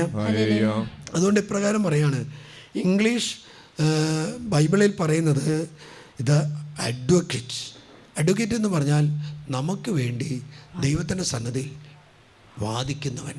ഹല്ലേലൂയ. അതിനെ പറയുന്നത് പാരക്ലേറ്റ് എന്ന് പറഞ്ഞാൽ ഈ അഡ്വക്കേറ്റ് എന്ത് ചെയ്യുന്നു കഴിഞ്ഞാൽ ദ സെൻസ് ഇൻ്റർസെക്ഷൻ ചെയ്യും. സ്വർഗത്തിൽ നമുക്ക് വേണ്ടി മധ്യസ്ഥ വഹിക്കും. ഇപ്പോൾ നമ്മൾ മരിക്കാൻ പോകുമ്പോൾ പത്രോസിലേക്ക് പറയാണ്, ആ മനുഷ്യനുണ്ടല്ലോ, ആ മനുഷ്യന് ഒരിക്കലും സ്വർഗത്തിലേക്ക് കൊണ്ടുവരരുത്, കാരണം അവൻ അത്രയ്ക്കും ഒരു ക്ലീനാണെന്ന് എനിക്ക് അറിയില്ല എന്ന് പറയും. അപ്പോൾ ആര് നമുക്ക് വേണ്ടി വാദിക്കും? പരിശുദ്ധാത്മാവ് പറയും, അവൻ ക്ലീനാണ്, അവൻ്റെ ശരീരം പരിശുദ്ധമാണ്. കാരണം എന്താ? അവൻ്റെ ശരീരത്തെക്കുറിച്ച് പിശാച് ഒരിക്കലും ക്ലെയിം ചെയ്യാൻ പറ്റില്ല. എവിടെ ക്ലെയിം ചെയ്യാൻ വരുന്നത്? സക്രിയ പ്രവാചകൻ്റെ പുസ്തകത്തിൽ 3-ാമത്തെ അധ്യായത്തിൽ നമ്മൾ കാണുന്നുണ്ട്, ആരുടെ ശരീരത്തിന്? ജോഷുവയുടെ ശരീരത്തിനെതിരെ പിശാച് ക്ലെയിം ചെയ്യാണ്. അപ്പോൾ നമ്മുടെ വീട്ടിൽ മരിക്കുന്നൊരു ചേട്ടൻ ബീഡി വലിക്കുന്നതാണ്, മദ്യം കഴിക്കുന്നതാണ്, അല്ലെങ്കിൽ മുച്ചീട്ട് കളിക്കുന്നതാണ്, അല്ലെങ്കിൽ പാക്ക് വലിക്കുന്നതാണ്. അത് പരിശുദ്ധാത്മാവിന് ഇടപെടാൻ പറ്റുമോ? പറ്റില്ലല്ലോ. ആര് വന്നിട്ട് പറയും? പിശാച് വന്നിട്ട് പറയും, ഇതെൻ്റെ ശരീരമാണ്. പിശാച് പറയും, ഇതെൻ്റെ ശരീരമെന്ന് പറയും. അപ്പോൾ പരിശുദ്ധാത്മാവ് നമുക്ക് വേണ്ടി വാദിക്കുന്നൊരു വ്യക്തിയാണ്. അവൻ ജീവിച്ചിരുന്ന കാലത്ത് അനേക സഹനങ്ങൾ ഏറ്റെടുത്തിട്ടുണ്ട്, കാരണം പീഡകളോട്. അതുകൊണ്ട് ഇവന് എവിടെ? സ്വർഗത്തിൽ ഇടം കൊടുക്കണം നമുക്ക് വേണ്ടി. ഇനി നമ്മൾ രോഗികളായിരിക്കുന്ന സമയത്ത് എന്ന് പറഞ്ഞാൽ ഇപ്രകാരമാണ്, നമ്മുടെ നെടുവീർപ്പുകളെല്ലാം ആത്മാവിൻ്റെ പ്രാർത്ഥനയാണ്. ചില സമയത്ത് നമുക്ക് പ്രാർത്ഥിക്കാൻ സാധിക്കില്ല. അങ്ങനെ സാധിക്കാതെ വരുമ്പോൾ ഈ നെടുവീർപ്പുകൾ ദൈവത്തിൻ്റെ സന്നിധിയിൽ പ്രാർത്ഥനകളായിട്ട് ഉയരും. ഹല്ലേലൂയ. അതുകൊണ്ട് നമുക്ക് വേണ്ടി വാദിക്കുന്ന ഒരു വ്യക്തിയാണ് ഈ പരിശുദ്ധാത്മാവ്. ഇപ്രകാരം പറയാണ്, അതിന് ആ ബൈബിൾ ഒന്ന്, പരിശുദ്ധാത്മാവ് ഒരു അഡ്വക്കേറ്റാണ്. അഡ്വക്കേറ്റ് എന്ന് പറഞ്ഞാൽ കോടതിയിൽ വാദിക്കുന്ന വ്യക്തിയല്ല, പക്ഷേ ഇത് നമ്മളെ രക്ഷിക്കുന്ന വ്യക്തിയാണ്. രണ്ടാമത് പറയുന്നത് നമുക്ക് വേണ്ടി സ്പോക്ക്മെൻ, നമുക്ക് വേണ്ടി സംസാരിക്കുന്ന വിദ്യ. നമ്മളിപ്പോൾ എന്തെങ്കിലും കാര്യങ്ങൾ, ഇപ്പോൾ പൗലോസ്ലീഹ ന്യായാസനത്തിൽ നിൽക്കുമ്പോൾ പൗലോസ് തന്നെ വാദിച്ച് ജയിക്കുന്നുണ്ട്. കാരണം അവരുടെ വാദഗതികളെ ഖണ്ഡിക്കാനുള്ള ഒരു കഴിവ് പരിശുദ്ധാത്മാവ് അവർക്ക് കൊടുക്കും. അതുകൊണ്ടാണ് പറയണത്, നിങ്ങൾ എന്തുത്തരം കൊടുക്കുമെന്നോ എന്ത് സംസാരിക്കുമെന്നോ പേടിക്കേണ്ട, പരിശുദ്ധാത്മാവ് തന്നെ നിങ്ങളിലൂടെ ആ നിമിഷങ്ങളിൽ സംസാരിച്ചോളും. മൂന്നാമത് പറയുന്നത് മീഡിയേറ്ററാണ്. അല്ലേരിയ മീഡിയേറ്ററാന്ന് പറഞ്ഞാൽ നമുക്ക് വേണ്ടി ദൈവത്തിൻ്റെ സന്നിധിയിൽ ശക്തമായിട്ട് മധ്യസ്ഥ വഹിക്കും. അല്ലെങ്കിൽ നാലാമത് പറയുന്ന പ്രകാരമാണ് ഇൻ്റർസെസറാണ്. പരിശുദ്ധാത്മാവ് നമുക്ക് വേണ്ടി, നമുക്ക് പ്രാർത്ഥിക്കാൻ പറ്റുന്നില്ലെങ്കിൽ ഞാൻ നേരത്തെ പറഞ്ഞത് ഈ ആത്മാവ് പ്രാർത്ഥിക്കാൻ നമ്മളെ സഹായിക്കും. ഇവിടെ വരുന്നൊരു ചേച്ചിയുണ്ട്. ചേച്ചി പൊൽപ്പുള്ളി ഭാഗത്തുനിന്ന് വരുന്നു. ചേച്ചിയുടെ മകനെ വലിയൊരു ആക്സിഡൻറ്റിൽപ്പെട്ട് ഈ പാലന ഭാഗത്തുനിന്ന് ഈ മകനെ വലിയ സീരിയസാണ്. തൃശ്ശൂർ ജൂബിലി ഹോസ്പിറ്റലിലേക്ക് കൊണ്ടുപോവാണ്. ഡോക്ടർമാരെല്ലാം കൈയൊഴിഞ്ഞു. കാരണം ഈ പയ്യനെ രക്ഷിക്കാൻ സാധിക്കില്ല. വൈദ്യശാസ്ത്രം സാധിക്കുമെന്ന് വെച്ചാൽ അത് അസാധ്യമാണ്. ഈ വണ്ടി അത്രമാത്രം സ്പീഡിലാണ് പോകുന്നത്. ഈ ആംബുലൻസ് അത്രമാത്രം സ്പീഡിലാണ് എങ്ങോട്ട് പോകുന്നത്? തൃശ്ശൂർ ജൂബിലിക്ക് പോകുന്നത്. ഈ ചേച്ചി എന്ത് ചെയ്തു എന്ന് വെച്ചാൽ ഈ ആംബുലൻസ് കയറിയ ആ നിമിഷം തൊട്ട് ജപമാല കയ്യിലെടുത്ത് പ്രാർത്ഥിക്കാൻ തുടങ്ങി. പ്രാർത്ഥിക്കാൻ തുടങ്ങി. ആ മകൻ ഇന്ന് ജീവിച്ചിരിക്കുകയാണ്. അവനൊരു ബാങ്ക് ഉദ്യോഗസ്ഥനാണ്. അവൻ പരിശുദ്ധാത്മാവ് ഇടപെട്ടു. ആ അപകടകരമായ അവസ്ഥയിൽ നിന്നും, ഭീകരമായ അവസ്ഥയിൽ നിന്നും പരിശുദ്ധാത്മാവ് അവനെ രക്ഷിച്ചു. അവർ ഡോക്ടർമാർക്ക് അസാധ്യമായിട്ടുള്ള കാര്യങ്ങളിൽ നമ്മൾ പ്രാർത്ഥിക്കുകയാണെങ്കിൽ, അസാധ്യമായോ സാധ്യമായ കാര്യങ്ങളിൽ നമ്മൾ പ്രാർത്ഥിക്കുകയാണെങ്കിൽ പരിശുദ്ധാത്മാവ് കയറി അവിടെ ഇടപെടും. അല്ലേരിയ ഇവിടെ വരുന്നൊരു സിജി എന്ന് പറയുന്ന ചേച്ചിയുടെ കൊച്ചിന്, പെൺകുട്ടിക്ക് വയറ്റിൽ വലിയ എന്തൊരു മുഴയോ എന്തോ പ്ലാസ്റ്റിക്കോ എന്തോ സാധനം കിടക്കുക. ഇവിടെ അത് പാലന ഹോസ്പിറ്റൽ നോക്കിയതാണ്, ഇവിടെ ESI ഹോസ്പിറ്റൽ നോക്കിയതാണ്, അതുപോലെ തന്നെ തങ്ക ഹോസ്പിറ്റൽ നോക്കിയതാണ്. ഇവിടെ തന്നെ ഒരു 4-5 ഹോസ്പിറ്റൽ നോക്കി ആ കൊച്ചിനെ മടങ്ങിയതാണ്. അവസാനം അവർ പറഞ്ഞു, പാലനയിൽ വരുന്ന ഒരു ഡോക്ടറെ കണ്ട് PSG നിന്നാണ് വരുന്നത്. അവിടെ നിങ്ങൾ കൊണ്ടുപോയി ആ ഡോക്ടറിൻ്റെ അടുത്ത് ചികിത്സിക്കുകയാണെങ്കിൽ കൊച്ചിനെ രക്ഷിക്കാം. പക്ഷേ ഇത് 3/4 മണിക്കൂർ കൊണ്ടോ 1 മണിക്കൂർ കൊണ്ടോ ചെന്നില്ലെങ്കിൽ കൊച്ചിൻ്റെ ഈ മൂത്രസഞ്ചി പൊട്ടിപ്പോകുമെന്ന് ഡോക്ടർ വിധിയെഴുതി. അന്ന് റോഡ് വളരെയധികം മോശമായിട്ട് കിടക്കുന്ന അവസ്ഥയാണ്. എന്ന് പറഞ്ഞു കഴിഞ്ഞാൽ എത്ര പരിശ്രമിച്ചാലും ഒരിക്കലും ഈ 1 മണിക്കൂർ കൊണ്ടോ 3/4 മണിക്കൂർ കൊണ്ടോ ഈ PSG ഹോസ്പിറ്റലിൽ എത്തിക്കാൻ പറ്റില്ല. അവരെന്നെ വിളിച്ചു. ഞാൻ പറഞ്ഞു, ഇത് ഓപ്പറേഷൻ ചെയ്യേണ്ട, ഇതൊരു രോഗമല്ല, ഇതൊരു ദൈവം ഇടപെടാനുള്ള ഒരത്ഭുതം പ്രവർത്തിക്കാനുള്ള ഒരു ഇത് കാണിക്കുന്നതെന്ന് പറഞ്ഞു. കൊച്ചിനെന്താണ്, ആംബുലൻസ് കയറ്റിയിരിക്കുകയാണ്, എങ്ങടെ കൊണ്ടുവന്ന് ഓപ്പറേഷൻ ചെയ്യാനാണ്. അപ്പോൾ ഒരു മണ്ടനായ അച്ഛനല്ലേ ഇത് പറയാൻ പറ്റുള്ളൂ, അല്ലേ? എനിക്ക് തോന്നി ഇത് ഓപ്പറേഷൻ ചെയ്യണമെന്ന്. ഞാൻ ശക്തമായിട്ട് പറഞ്ഞു. അപ്പോൾ ഇവർ പോകുമ്പോൾ 1-2 പ്രാവശ്യം ഇങ്ങനെ വിളിക്കും. ഞാൻ പറഞ്ഞു, വേണ്ട പരിശുദ്ധ, നിങ്ങൾ ഒറ്റ കാര്യം ചെയ്യും, മിഖായേൽ മാലയുടെ മധ്യസ്ഥം തേടുക, ജപമാല ചൊല്ലുക, മിഖായേൽ മാലയുടെ മധ്യസ്ഥം തേടുക. അവിടെ ചെന്നപ്പോൾ ഇവിടുന്ന് അറിയിച്ചിട്ടുണ്ടായി ഓപ്പറേഷൻ 3/4 മണിക്കൂറിന് മുമ്പ് ഓപ്പറേഷൻ തീറ്റി കൊണ്ടു ചെന്നു. ഓപ്പറേഷൻ കയറ്റിയ ആ കൊച്ചിനെ പരിശുദ്ധാത്മാവ് ഡോക്ടറിൻ്റെ പേരിൽ ഇടപെട്ടിട്ട് പറഞ്ഞു, പെട്ടെന്ന് ആ ഡോക്ടർ പറയാം, ഇല്ല, ഒരു സ്കാനോടും ചെയ്യാം കൊച്ചിന്. ആ സ്കാൻ ചെയ്യാൻ കൊണ്ട് ചെന്നപ്പോഴാണ് ഡോക്ടർ കാണുന്നത് ഇതെന്താ ഈ വേറൊരു സ്ഥലത്താണ് ഇത് കിടക്കുന്നത്. അപ്പോൾ ഡോക്ടർ പറഞ്ഞു, ശരി, ഒരു കൊച്ചു മാത്രമേ ഉള്ളൂ, ദൈവം ഇടപെടും, നിൻ്റെ മേൽ ദൈവം ഇടപെടും. അതിനുശേഷം ആ കൊച്ചിന് മരുന്ന് കൊടുത്തു. പിറ്റേ ദിവസം ബാത്റൂമിൽ പോകുന്ന സമയത്ത് ആ വയറ്റിലൂടെ ആ ദഹിക്കപ്പെടാത്ത സംഭവം പോയി. കൊച്ചിനെ ഇന്നേ വരെ ഓപ്പറേഷൻ ചെയ്തിട്ടില്ല. അപ്പോൾ പരിശുദ്ധാത്മാവ് ഒരു മീഡിയേറ്റർ. ആ ഡോക്ടറിലേക്ക് പരിശുദ്ധാത്മാവ് കടന്നു വന്നു. ഡോക്ടറിനോട് പറയാണ്, ഒന്നുകൂടി സ്കാൻ ചെയ്യുക. അല്ലേ? അപ്പോൾ നമുക്കൊരു ഓപ്പറേഷൻ ഫിക്സ് ചെയ്തിരിക്കുകയാണ്. അത് രോഗം അല്ലെങ്കിൽ എന്ത് ചെയ്യും? പരിശുദ്ധാത്മാവ് ആ ഡോക്ടറിലൂടെയോ അല്ലെങ്കിൽ വേറൊരു ഹോസ്പിറ്റലിലേക്ക് കൊണ്ടുപോകും. അതുകൊണ്ട് പരിശുദ്ധാത്മാവ് ഒരു ശക്തിയല്ല, പരിശുദ്ധാത്മാവ് ഒരു വ്യക്തിയാണ്. നമ്മുടെ ഹൃദയത്തിൽ ക്രിസ്ത്യാനിക്ക് ഏറ്റവും കൂടുതൽ അവകാശപ്പെട്ടതാണ്. അക്രൈസ്തവനും അവകാശപ്പെട്ടതാണ്. അക്രൈസ്തവൻ ദൈവത്തിൽ വിശ്വസിക്കണം. ക്രിസ്ത്യാനി എന്താണ്? അവൻ്റെ അവകാശമാണ്. Hallelujah, hallelujah. നമ്മൾ കിറ്റ് കൊടുക്കുന്ന സമയത്ത് BPL കാർക്ക് എല്ലാവർക്കും കിറ്റ് അവകാശമാണ്. പക്ഷെ അതിൻ്റെ മുകളിലുള്ളവർക്കോ അനുവദിച്ചാൽ കിട്ടും, അനുവദിച്ചാൽ കിട്ടും. Hallelujah, hallelujah. അതുകൊണ്ട് ഈ നാലാമത്തേത് പറയാണ് കൺസോളറാണ്, നമ്മൾ ആശ്വാസദായകനാണ്. മലയാളത്തിൽ പ്രകാരം പറയാം. ഒന്നാമത്തെ പറയാണ് അവൻ അഡ്വക്കേറ്റാണ്, സഹായകനാണ്, ഹെൽപ്പറാണ്, ഉപദേഷ്ടാവാണ്, സംരക്ഷകനാണ്, ആശ്വാസദായകനാണ്, അഭിഭാഷകനാണ്. ഇപ്രകാരം പറയാണ് കൺസോളർ, അത് കംഫർട്ടറാണ്, ആശ്വസിപ്പിക്കും, സന്തോഷിപ്പിക്കും, ആനന്ദിപ്പിക്കും. ഇനിയൊന്ന് നമുക്ക് നോക്കാം. Hallelujah, hallelujah. അപ്പോസ്തല പ്രവർത്തനത്തിൽ 27-ാമത്തെ തീയതിയിൽ 23-26 തിരുവചനത്തിൽ ഒരു കപ്പൽ തകരാൻ പോവാണ്. കപ്പൽ തകരാൻ പോകുന്ന സമയത്ത് പൗലോസ് പറയുന്നൊരു കാര്യമുണ്ട്. ഇന്നലെ ഞാൻ വിശ്വസിക്കുന്ന എൻ്റെ ദൈവം ഒരു ദൂതനയച്ച് എന്നോട് സംസാരിച്ചു, ഈ കപ്പൽ തകരില്ല. എന്തെന്നാൽ ഞാൻ ആരാധിക്കുന്നവനും എൻ്റെ ഉടയവനുമായ ദൈവത്തിൻ്റെ ഒരു ദൂതൻ ഇക്കഴിഞ്ഞ രാത്രി എനിക്ക് പ്രത്യക്ഷപ്പെട്ട് പറഞ്ഞു, പൗലോസ്, നീ ഭയപ്പെടേണ്ട, സീസറിൻ്റെ മുമ്പിൽ നീ നിൽക്കുക തന്നെ ചെയ്യും.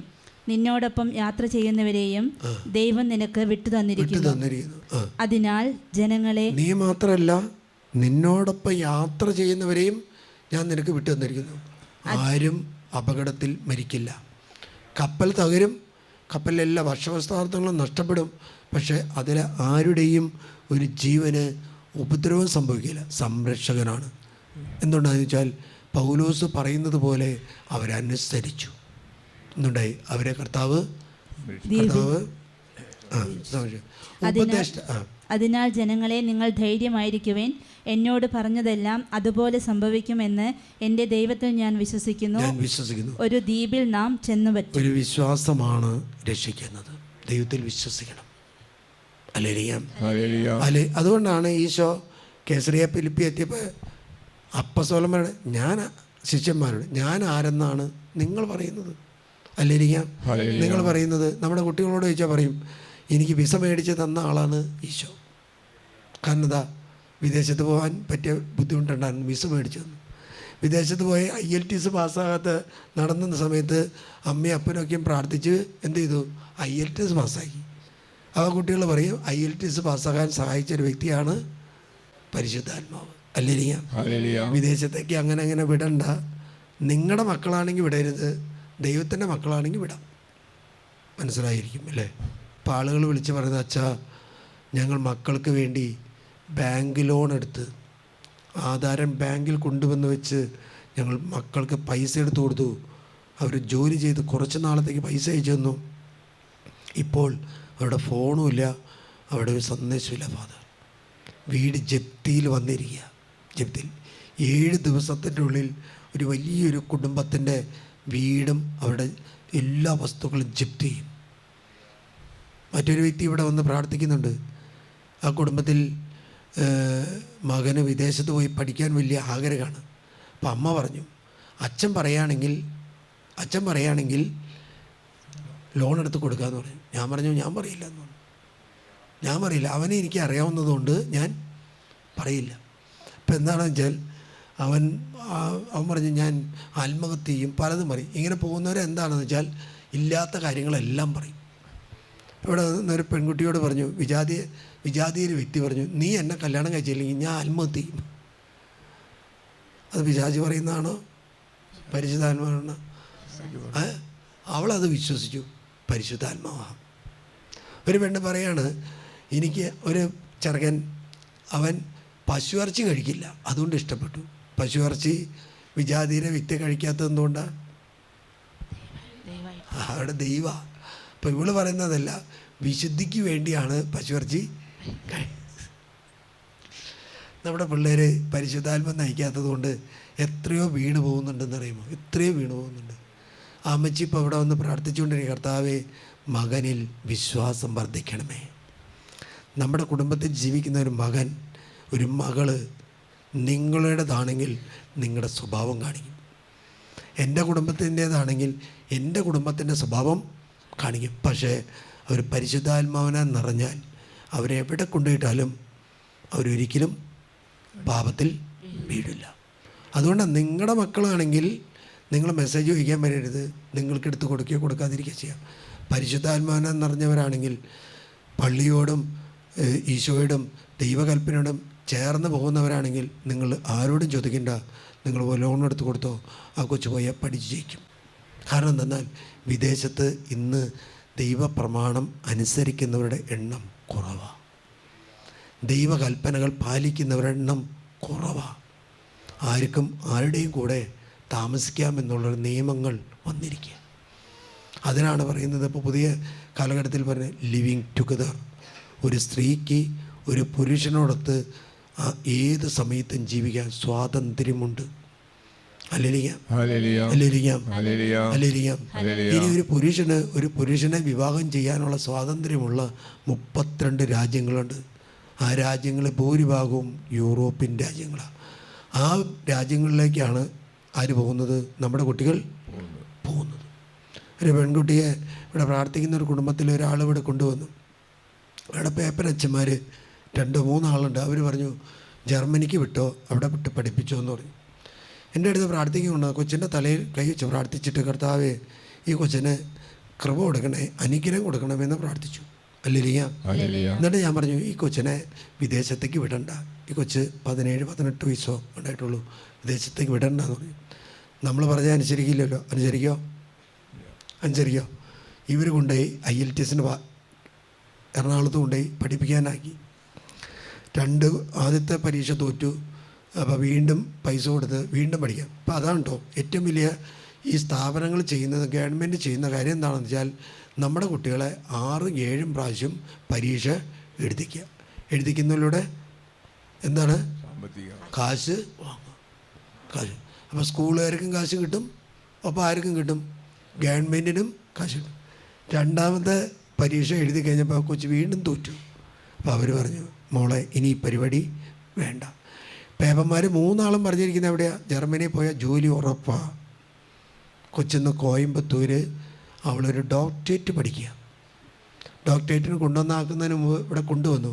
അച്ഛൻ പറഞ്ഞതുപോലെയാണ്, അവൾക്ക് വിദേശത്ത് പോകാനുള്ള കൃപയല്ല, അവൾക്ക് കോയമ്പത്തൂർ ഒരു കോളേജിൽ അവൾ ഡോക്ടറേറ്റിന് പഠിക്കുക. അല്ലേരിയ 17-18 വയസ്സായ കൊച്ച്, ഒരു പക്വത ആകാത്ത ഒരു കൊച്ച് വിദേശത്ത് നിന്നാൽ എന്തുണ്ടാവും? ആ കൊച്ച് ഈ കൂട്ടുകെട്ട് മോശമാണെങ്കിൽ കൊച്ച് ഏതായാലും പോകും. ഇവിടെ വന്ന് ഒരു പയ്യൻ, അവൻ വിദേശത്ത് പോകാൻ വേണ്ടി ആഗ്രഹിച്ചു. ഞാൻ ചേച്ചിയോട് പറഞ്ഞു, ഏതായാലും ഒരു മോനല്ലോ, വിദേശത്ത് വിടണ്ടെന്ന് പറഞ്ഞു. ഇവൻ വിദേശത്ത് പോയി. ഇപ്പം അവൻ പോകുമ്പോൾ അവൻ്റെ കിലോ 90-ൻ്റെ താഴെയായിരുന്നു, ഇപ്പം 100-ൻ്റെ മുകളിലാണ്. ഇവനെന്താണെന്ന് വെച്ചാൽ ഇവനെ ഇറച്ചി മേടിക്കുക, അതിരുന്ന് കഴിക്കുക, ബീർ കുടിക്കുക, പഠിക്കാൻ പോകില്ല. ഇപ്പം ചേച്ചി വീട്ടുകാരെന്താ, നൊവേനയും പ്രാർത്ഥനയും പള്ളിയും ധ്യാനകേന്ദ്രമായിട്ട് നടക്കാം. അല്ലെങ്കിൽ നിങ്ങൾക്കൊന്ന് റെസ്റ്റ് ചെയ്യണമെങ്കിൽ, ഒന്ന് പ്രാർത്ഥനയിൽ ഒരു ലിബറലൊക്കെ വേണമെങ്കിൽ എന്താണെന്ന് വെച്ചാൽ പിള്ളേർ നിങ്ങളുടെ കൂടെ ഉണ്ടാവുന്നതാണ് നല്ലത്. പുറത്ത് കൈ വിട്ടു പോയി കഴിഞ്ഞാൽ എന്താണെന്നോ, കൈ വിട്ടുപോയ കാക്കയെ പോലെയോ കൈ വിട്ടുപോയോ നമ്മുടെ ഈ തത്തയെ പോലെയാണ്. അതിനൊക്കെ എപ്പോൾ കിട്ടുമെന്ന് ഒരു ഉറപ്പും ഇല്ല. വീട്ടിൽ നിന്നും നിങ്ങളുടെ സംരക്ഷയിൽ നിന്നും നിങ്ങളുടെ സ്വാതന്ത്ര്യത്തിൽ നിന്നും പോകുന്ന ഒരു കൊച്ചിനെ നിങ്ങൾക്ക് തിരിച്ചു കിട്ടണമെങ്കിൽ പരിശുദ്ധാത്മാവ് ഉണ്ടാവണം. അല്ലെങ്കിൽ നിങ്ങൾ വളർത്തുന്ന കൂട്ടിൽ കിടക്കുന്ന ഒരു പക്ഷിയോ ഒരു തത്തയോ ഒരു പ്രാവിനെയോ നിങ്ങൾ തുറന്ന സമയത്ത് ആ പ്രാവ് ആ തത്ത ആ കൂടിൻ്റെ പരിസരം വിട്ട് നിങ്ങൾ കാണാതെ വിദേശങ്ങളിലേക്ക് അത് പറന്നു പോയിട്ടുണ്ടെങ്കിൽ അത് കിട്ടാൻ വേണ്ടി നിങ്ങൾ ആഗ്രഹിച്ച് പ്രാർത്ഥിക്കുന്നത് പോലെയാണ് നിങ്ങളുടെ മക്കൾ തിരിച്ചു വരാനും ഇവിടെ സന്ദേശം കിട്ടാനും ഇവിടെ ഫോൺ വിളി കിട്ടാനും അവരധ്വാനിച്ച പൈസ കൊണ്ട് ഈ ലോൺ അടയ്ക്കാനും നിങ്ങൾ പ്രാർത്ഥിച്ചില്ലെങ്കിൽ നിങ്ങളുടെ മക്കൾ നിങ്ങളുടേതല്ല പരിശുദ്ധാത്മാവിൻ്റെതായി മാറുമ്പോൾ മാത്രമേ ആ മക്കൾ തിരിച്ചു വരികയുള്ളൂ. അല്ലെങ്കിൽ വരുന്നത് നിങ്ങൾക്ക് അവരെ തിരിച്ചറിയാൻ ഒരിക്കലും സാധിക്കില്ല. അല്ലെങ്കിൽ എത്രയോ കേസുകൾ ഇപ്പോൾ അകത്ത് വരുന്നെന്ന്. കാരണം കഴിഞ്ഞ നാളുകളിലെല്ലാം കുട്ടികളെ പഠിപ്പിക്കാൻ വായ്പ എടുത്ത് അയച്ചിട്ടിരിക്കുക. 4-5 കൊല്ലം കഴിഞ്ഞാലാണ് പൈസ കിട്ടുള്ളൂ. അപ്പോഴേക്കും അവരെന്താവും? അവർ വേറൊരു ലോകത്തിലാവും. ലോകത്തിലായില്ലെങ്കിൽ കൂടെയുള്ളവർ വേറൊരു ലോകത്തിൽ അവരെ ആക്കും. അല്ലെങ്കിൽ അത് നമ്മുടെ ഒരു ഗുണമുണ്ട്. കാരണം നന്മയായതൊന്നും കൂട്ടുകാർ ചെയ്ത് തരില്ല. നമുക്കറിയാം, എന്താ വയനാട്ടിൽ മരിച്ച പയ്യനെ ഇത്ര 100 ആളുകൾ കണ്ടു നിൽക്കാലെയാണ് അവനെ, എന്താ അവൻ്റെ പേര്, സിദ്ധാർത്ഥൻ. ആരെങ്കിലും സൈഡ് ചെയ്തോ? അവന് ഇല്ലല്ലോ. ഒരാൾ പോലും ചെയ്തില്ലല്ലോ. ഒരാളും കോടതി പറഞ്ഞോ? ഇല്ലല്ലോ. പക്ഷേ ഈ ചെയ്തവരെല്ലാം ഇത് കണ്ടു നിന്നിട്ടുണ്ടെങ്കിൽ ഇതിൻ്റെ ഉത്തരവാദികളാണ്. എവിടെ? സ്വർഗത്തിൽ. സ്വർഗത്തിൽ. അല്ലേരിയാം, അല്ലേരിയാം, അല്ലേരിയാം. അതുകൊണ്ട് ഇവിടെ പൗലോസ്ലീഹ അവരെ സംരക്ഷിക്കും. മറ്റൊരു കാര്യം നമുക്ക് നോക്കാം. ഉപദേഷ്ടാവ്. എവിടെയാണ് ഉപദേഷ്ടാക്കളെ കാണുന്നതെന്ന് വെച്ചാൽ മത്തായിയുടെ സുവിശേഷം 2-ാം അധ്യായം 7-ാമത്തെ തിരുലിഖിതത്തിൽ നമ്മൾ കാണുന്നുണ്ട്.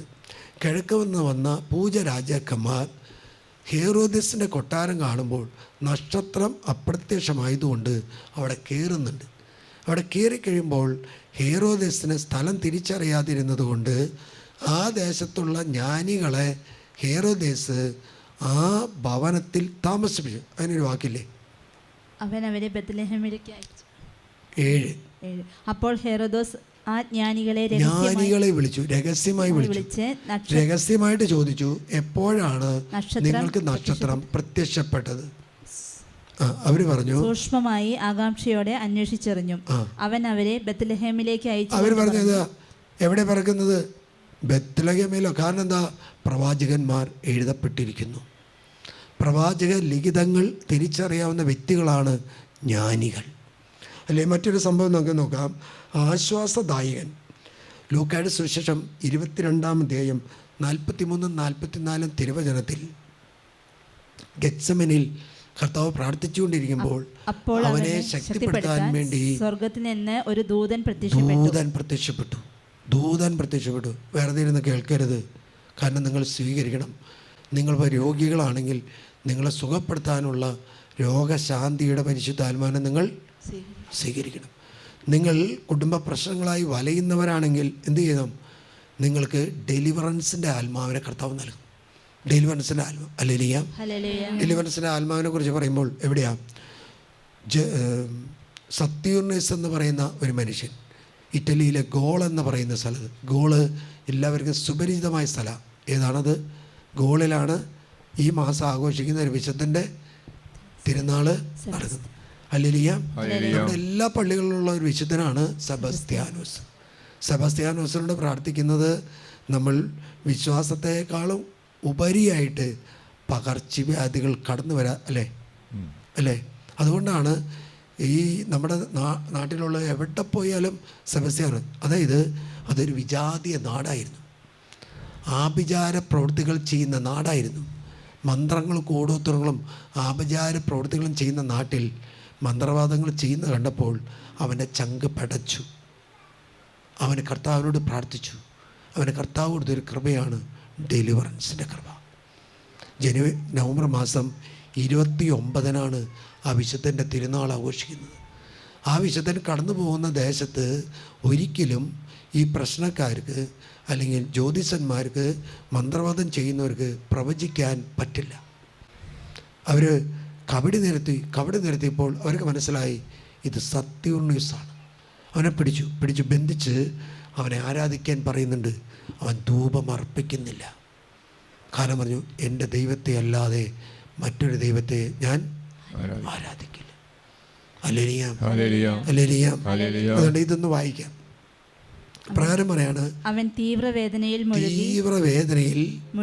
മുഴുകി കൂടുതൽ തീക്ഷ്ണമായി പ്രാർത്ഥിക്കാൻ തുടങ്ങി. അവന്റെ വിയർപ്പ് തുള്ളികൾ പോലെ നിലത്ത് വീണു. രക്തത്തുള്ളികൾ പോലെ നിലത്ത് വീണു. അവൻ പ്രാർത്ഥന കഴിഞ്ഞ് എഴുന്നേറ്റ് ശിഷ്യന്മാരുടെ അടുത്ത് വന്നപ്പോൾ അവർ വ്യസനം നിമിത്തം തളർന്നുറങ്ങുന്നത് അവർ കണ്ടു. ഇവിടെ എന്താ? ഈശോ പെടഞ്ഞ് അവൻ്റെ ശരീരത്തിലൂടുന്ന വെള്ളം അല്ലെങ്കിൽ വിയർപ്പ് രക്തത്തുള്ളികൾ പോലെ നിലത്ത് വീണു. ദൈവം തൻ്റെ ആത്മാവിനെ അയച്ച് അവനെ ആശ്വസിപ്പിച്ചു. ഹല്ലേലൂയ. അവനെ ആശ്വസിപ്പിച്ചു. ഹല്ലേലൂയ.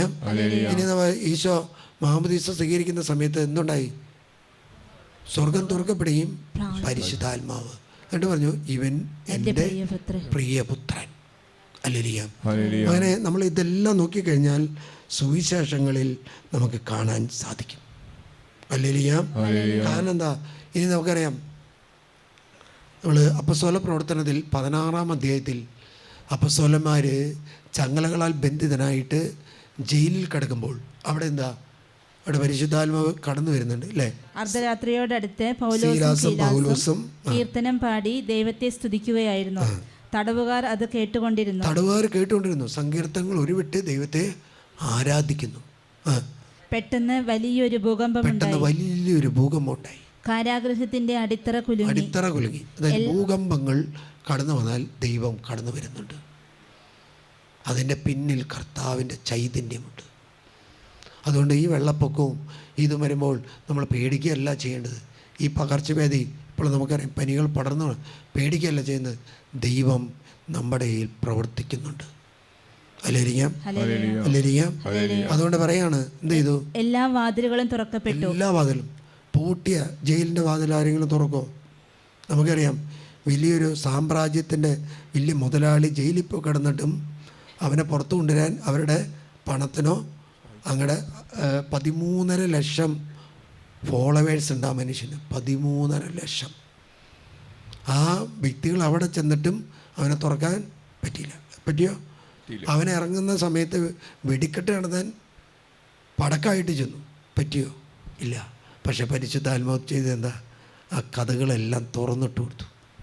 കഥകൾ തുറന്നിട്ട് എല്ലാവരും ചങ്ങലകൾ അഴിഞ്ഞു വീണു. നമ്മുടെ ഹൃദയങ്ങളെ തുറക്കാൻ, പൂട്ടിക്കിടക്കുന്ന നമ്മുടെ ഭവനങ്ങളെ തുറക്കാൻ, നമ്മുടെ അടയ്ക്കപ്പെട്ട നമ്മുടെ മേഖലകളെ തുറക്കാൻ പരിശുദ്ധാത്മാവിന് സാധിക്കും. 12-ാമത്തെ തീയതി വീണ്ടും കാണുന്നുണ്ട്, പത്രോസ് ജയിലിലായിരുന്നപ്പോൾ സഭ അവന് വേണ്ടി പ്രാർത്ഥിച്ചു അല്ലേ? സഭ അവന് വേണ്ടി പ്രാർത്ഥിച്ചപ്പോൾ എന്ത് ചെയ്തു? പത്രോസ് ജയിലിൽ നിന്ന് മോചനായി. പരസ്യ വിചാരണയ്ക്ക് പുറത്തു കൊണ്ടുവരാൻ ഹെറോദോസ് ഉദ്ദേശിച്ചിരുന്നതിന്റെ തലേ രാത്രി പത്രോസ് 2 ചങ്ങലകളാൽ ബന്ധിതനായി. 2 ചങ്ങലകളെ ബന്ധിതനായി. 2 പടയാളികളുടെ മധ്യേ. നിങ്ങളിപ്പോൾ 2 ചങ്ങലകൾ ബന്ധിതനായിട്ട്, ചങ്ങല കാണില്ല പക്ഷെ കാലം അത് ഉണ്ട് അല്ലേ? ഇതൊക്കെ തുറക്കപ്പെടാത്ത എത്രയോ വാതിലുകൾ നമ്മുടെ മുമ്പിലുണ്ട് അല്ലേ? ഇത് പരിശുദ്ധാത്മാവ് തുറക്കപ്പെടാൻ പറ്റും. ഹല്ലേലൂയ. പരിശുദ്ധാത്മാവ് എന്തുണ്ടായി? അവൻ ചെന്നു, അവൻ വാതിൽക്ക് മുട്ടിയപ്പോൾ പെട്ടെന്ന് കർത്താവിന്റെ ഒരു ദൂതൻ പ്രത്യക്ഷനായി. ആ മുറിയാകെ പ്രകാശം നിറഞ്ഞു. അവൻ പത്രോസിനെ പാർശ്വത്തിൽ തട്ടി ഉണർത്തിക്കൊണ്ട് പറഞ്ഞു, വേഗം എഴുന്നേൽക്ക്. അപ്പോൾ അവന്റെ കൈകളിൽ നിന്നും ചങ്ങലകൾ താഴെ വീണു. ആത്മാവ് എപ്പോൾ നിങ്ങളുടെ വീട്ടിലേക്ക് കടന്നു വരുന്നു, അപ്പോൾ നിങ്ങളുടെ ചങ്ങലകൾ അഴിഞ്ഞു പോകും. ആത്മാവ് എപ്പോൾ നിങ്ങളുടെ വീട്ടിലേക്ക് കടന്നു വരുന്നു, നിങ്ങൾക്ക് തുറക്കപ്പെടാത്ത വിധത്തിൽ അടഞ്ഞു കിടന്ന വാതിൽ തുറക്കപ്പെടും. നിങ്ങൾ എത്രമാത്രം രോഗികളായിട്ട് കിടക്കുന്നുണ്ടോ, നിങ്ങളുടെ പ്രാർത്ഥന വഴി എപ്പോൾ പരിശുദ്ധാത്മാവ് ഇറങ്ങി വന്നോ, അപ്പം നിങ്ങളുടെ ശരീരത്തിൽ നിന്നും രോഗം വിട്ടുവരും. മാനസിക വ്യതയായാൽ ഇപ്പോൾ മാനസിക രോഗം കൂടിക്കൊണ്ടിരിക്കുക. മാനസിക രോഗം എന്ന് പറയുന്നത് ദൈവത്തിലുള്ള വിശ്വാസം കുറയുന്നതാണ്. ഹല്ലേലൂയ. ഇവിടെ ഒരു സഹോദരി വന്നു, ഒരു പെൺകൊച്ച്. അവളിവിടെ പ്രാർത്ഥിക്കുന്ന പെൺകുട്ടിയായിരുന്നു. വളരെ നാൾ പ്രാർത്ഥിച്ചതിന് ശേഷം അവിടെ വിവാഹം നടന്ന് ഒരു സന്തോഷത്തോടെ ജീവിച്ചു. അതിലെ പയ്യൻ വേറൊരു സ്ഥലത്ത് പോയി ബിസിനസ് തുടങ്ങാൻ പോകുന്നതിന് മുമ്പ് ഞാൻ അവനോട് പറഞ്ഞു, നീ പ്രത്യേകം ശ്രദ്ധിക്കണം, ആ ദേശത്ത് വിശ്വാസികളല്ല, അന്ധവിശ്വാസമുള്ളവരാ, അതുകൊണ്ട് നീ അതിൽ പെടരുത്.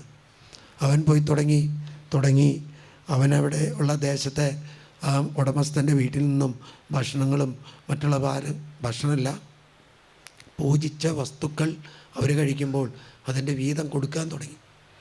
അവനിത് കഴിക്കാൻ തുടങ്ങി. അവനങ്ങനെ ഈ മകൻ ഉപേക്ഷിച്ചു. പ്രാർത്ഥന ഉപേക്ഷിച്ച് കഴിഞ്ഞപ്പോൾ അവർ രണ്ടാളും 2 വീട്ടിലായപ്പോൾ ഈ മകള് ഇവിടെ വന്ന് പ്രാർത്ഥിക്കാൻ തുടങ്ങി. ഞാൻ പറഞ്ഞു, ഇന്ന മേഖലയാണ്, ഈ മേഖലയിൽ നിന്നും അവൻ സ്വതന്ത്രമായാൽ അവൻ തിരിച്ചു വരും, ഇല്ലെങ്കിൽ വരില്ല. അവൾ കണ്ണുനീരൊഴുക്കി പ്രാർത്ഥിച്ചു. അവിടെ കണ്ണുനീര് രക്തത്തുള്ളികളായിട്ട് ഒഴുകി. അത്രമാത്രം അവളിരുന്ന് പ്രാർത്ഥിക്കാൻ തുടങ്ങി.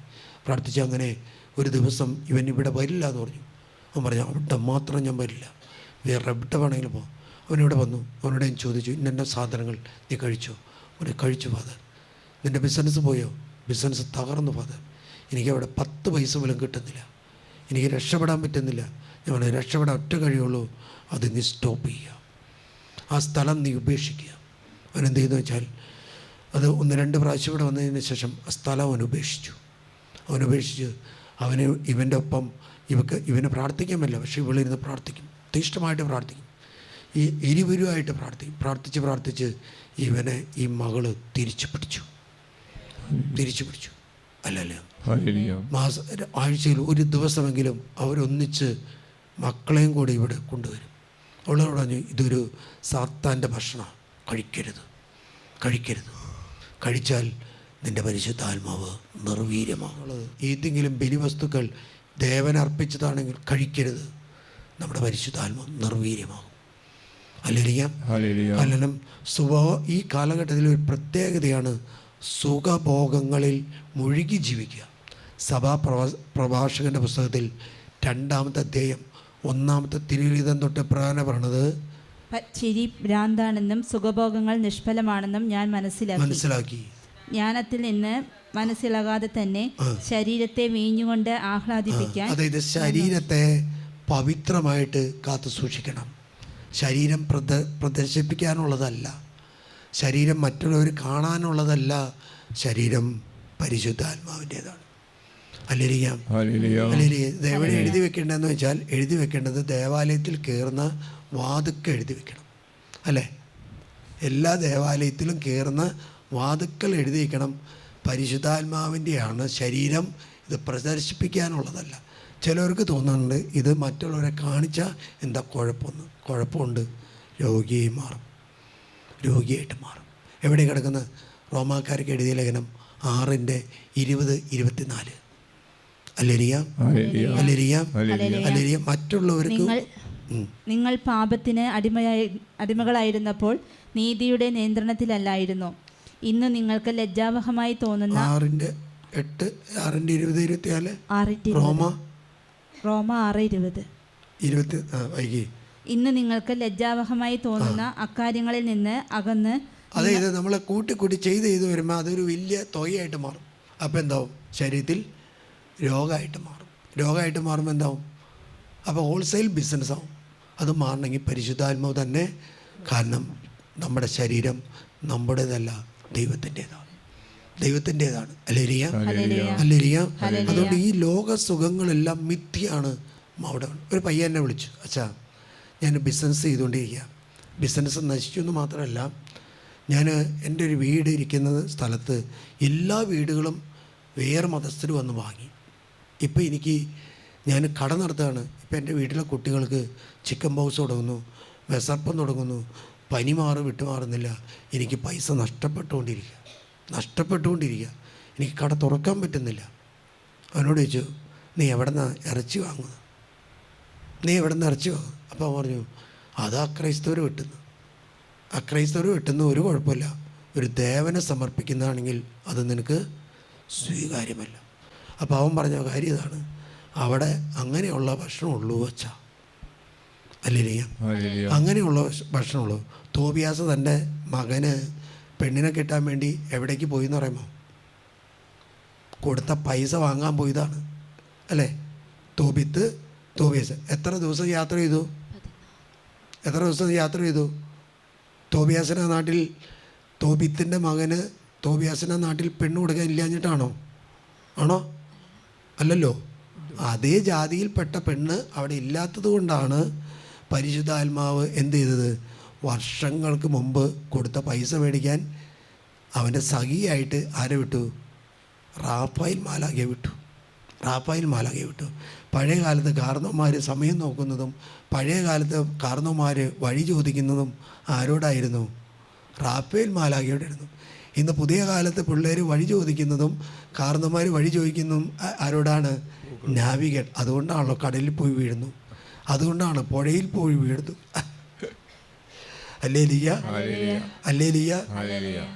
കഴിഞ്ഞ ദിവസം ഞാൻ പറഞ്ഞൊരു സംഭവം എനിക്ക് വലിയ അത്ഭുതം, എത്രമാത്രം പറഞ്ഞാലും പറ്റില്ല.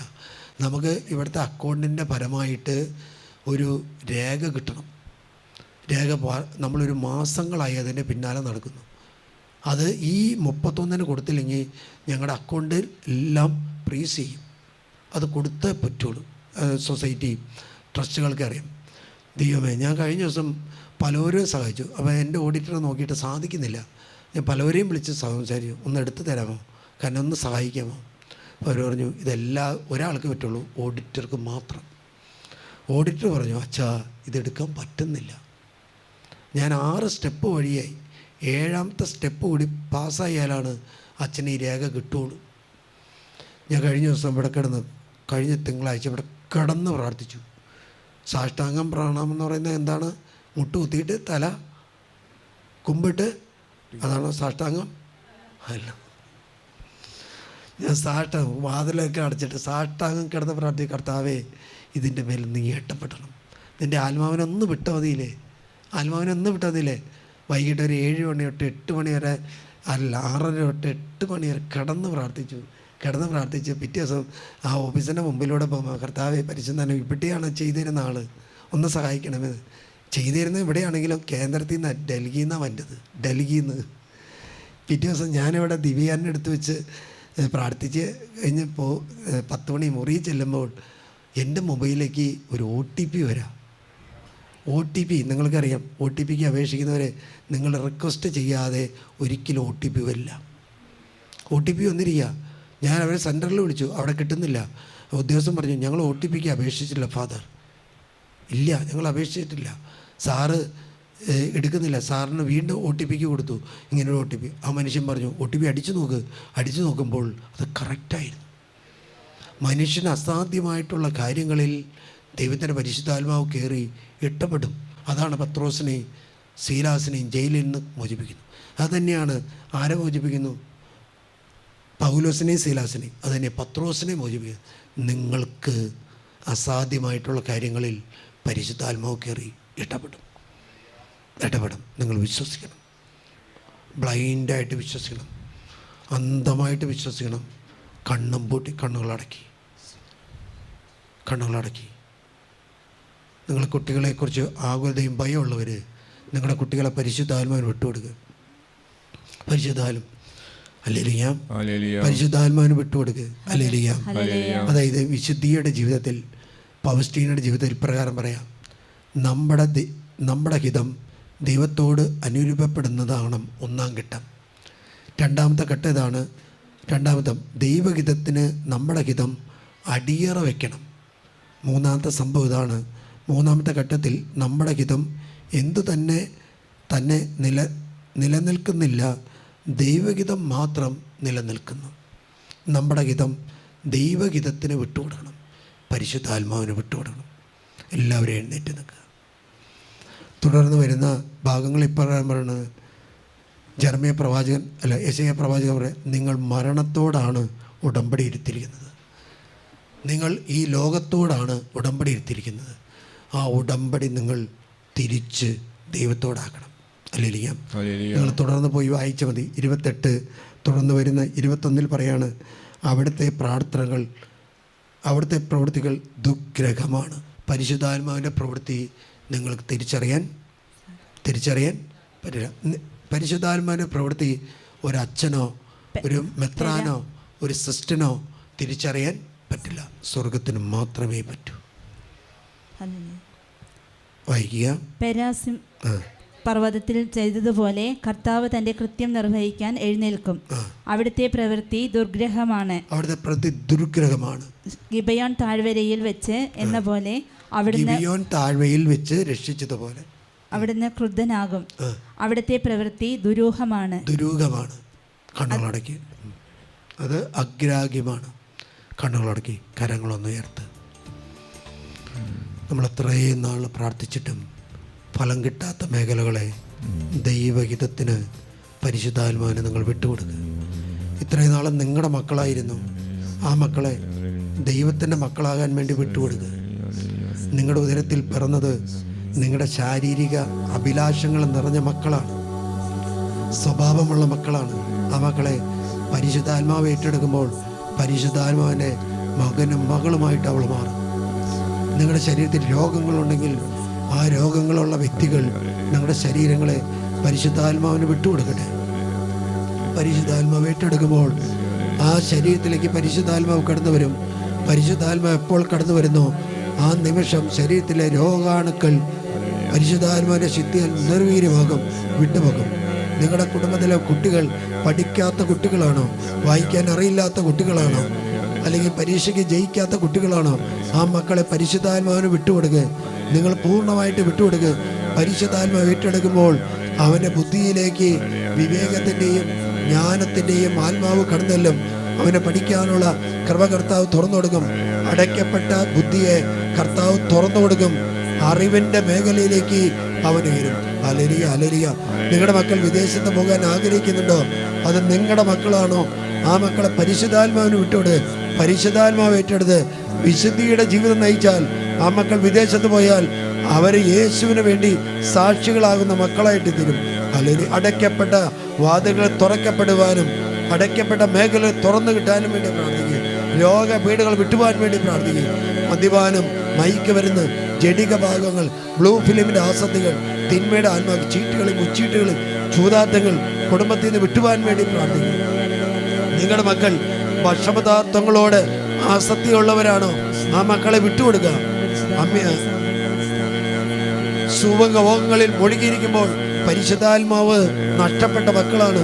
നിങ്ങൾ സമർപ്പിക്കുമ്പോൾ പരിശുദ്ധാത്മാവ് ഏറ്റെടുക്കും. സ്വർഗം എന്ന് പറഞ്ഞാൽ അത് തീനും കുടിയല്ല, പരിശുദ്ധാത്മാവിലുള്ള സ്നേഹവും ആനന്ദവും വിശ്വാസമാണ്. സമർപ്പിച്ച് പ്രാർത്ഥിക്കുക, വിട്ടുകൊടുത്ത് പ്രാർത്ഥിക്കുക.